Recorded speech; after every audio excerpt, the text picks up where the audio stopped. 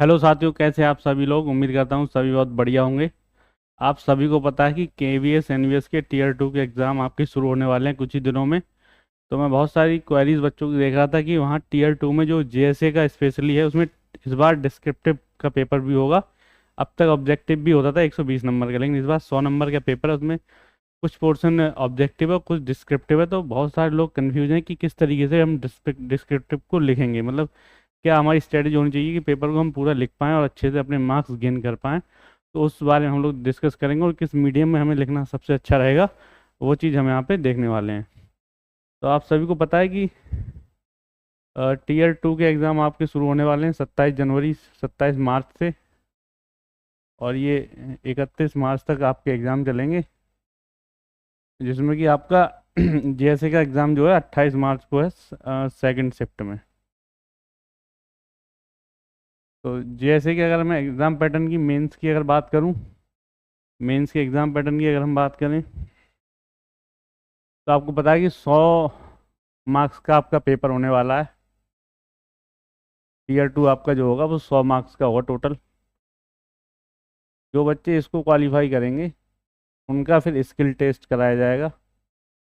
कुछ लोगों को ये भी डाउट है कि क्या स्किल टेस्ट टीयर 2 के साथ में हो जाएगा।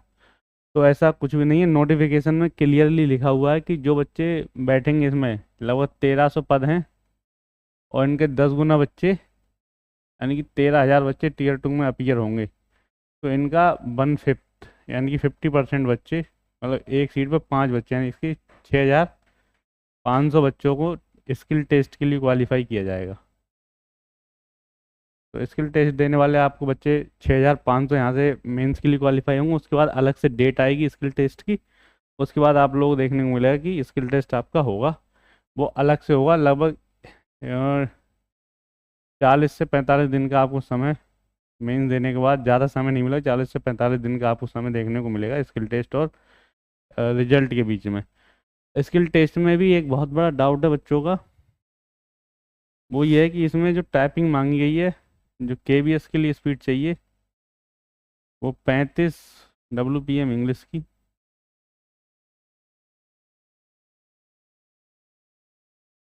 और 30 WPM हिंदी में, ये आपकी इसमें टाइपिंग मांगी गई है। तो ये दोनों नहीं करनी है, दोनों में से कोई एक करनी है आपको। यहाँ तो ये, यहाँ तो ये। वैसे ही एनवीएस में है, एनवीएस में 30 WPM इंग्लिश में आपकी और 25 WPM हिंदी में।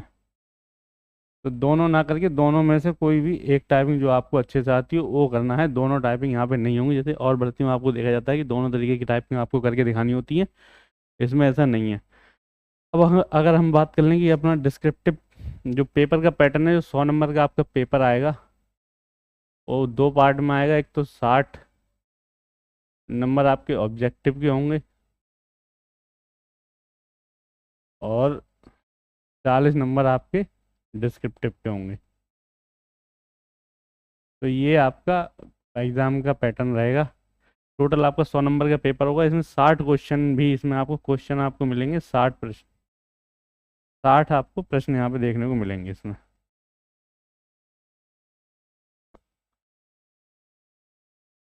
60 प्रश्न आपको 60 नंबर के देखने को मिलेंगे और यहाँ पे आपको 10 प्रश्न आपके 40 नंबर के होंगे।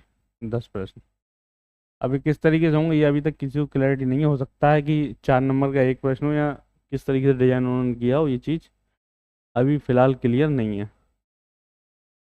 तो ऑब्जेक्टिव तो आपको पता है, आपने टीयर 1 दिया है, सेम आपका टीयर 1 जैसे होता है वैसे ये 60 नंबर का आपको करना है। डिस्क्रिप्टिव में सबसे बड़ा आता है कि आपको लिखना पड़ेगा, और लिखने के लिए मीडियम तो आप इंग्लिश चूज़ करें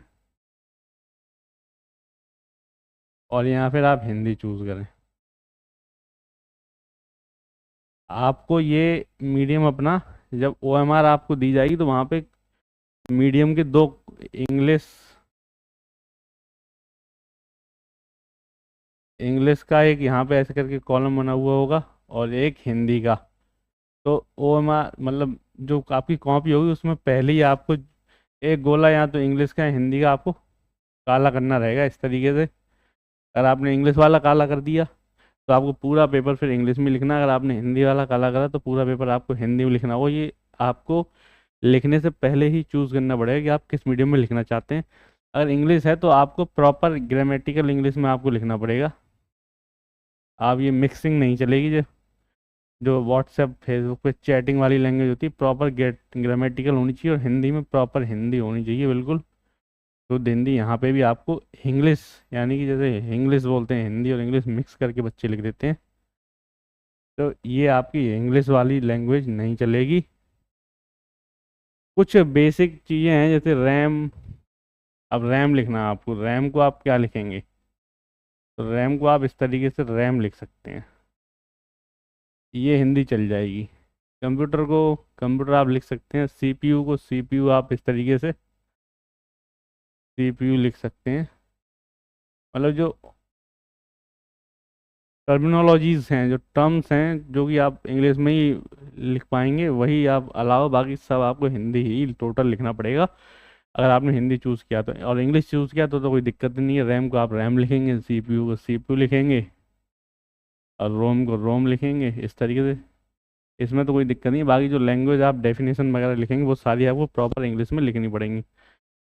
तो यहाँ हमने डिस्कस करा, सबसे पहले आपका पैटर्न क्या रहा। 60 प्रश्न मिलेंगे, 10 प्रश्न मिलेंगे, टोटल आपके 70 प्रश्न होंगे और 100 अंक का आपका पेपर होने जा रहा है।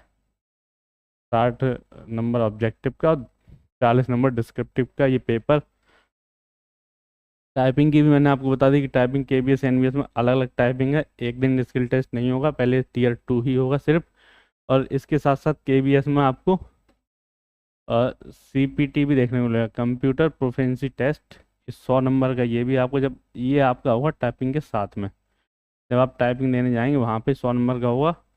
और इसमें 40% अंक लाना अनिवार्य है।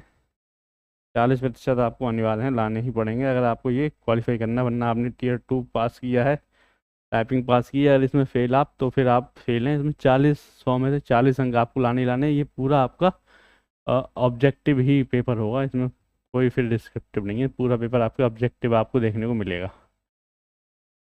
तो ये डिटेल थी। और लिखने का तरीका अगर मैं आपसे बात करूं तो सबसे पहले कोई भी यहाँ पे प्रश्न, अगर यहाँ पे मान लीजिए ये प्रश्न दिया गया कोई कि कंप्यूटर का परिचय,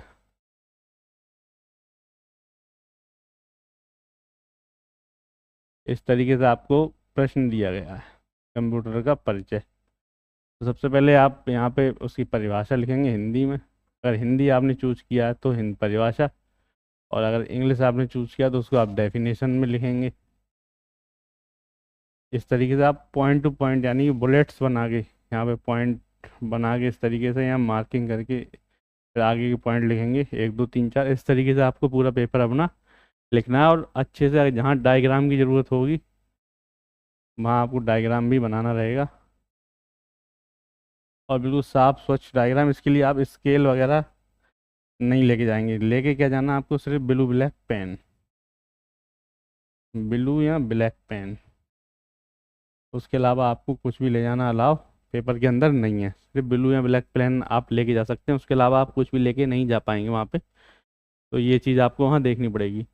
तो ये मैंने पूरा आपको डिटेल में बताया किस तरीके से आपको डिस्क्रिप्टिव लिखना है, किस तरीके से ऑब्जेक्टिव लिखना है, कब आपका सीबीटी होगा, मतलब सीपीटी कंप्यूटर प्रोफिशिएंसी टेस्ट होगा, और स्किल टेस्ट आपका कब होगा। अगर कोई भी आपको इस भर्ती से, यानी पेपर आने वाला है अगले 4 से 5 दिनों में, अगर कोई भी आपको डाउट है तो आप कमेंट बॉक्स में ज़रूर डालिए, मैं आपको रिप्लाई करूँगा यहाँ। अगर मेजर कोई डाउट होगा तो उस पर मैं छोटी सी वीडियो बना के आप लोगों को समझा भी दूंगा। चलिए इस वीडियो को इतना ही रखते हैं। Thank you so much.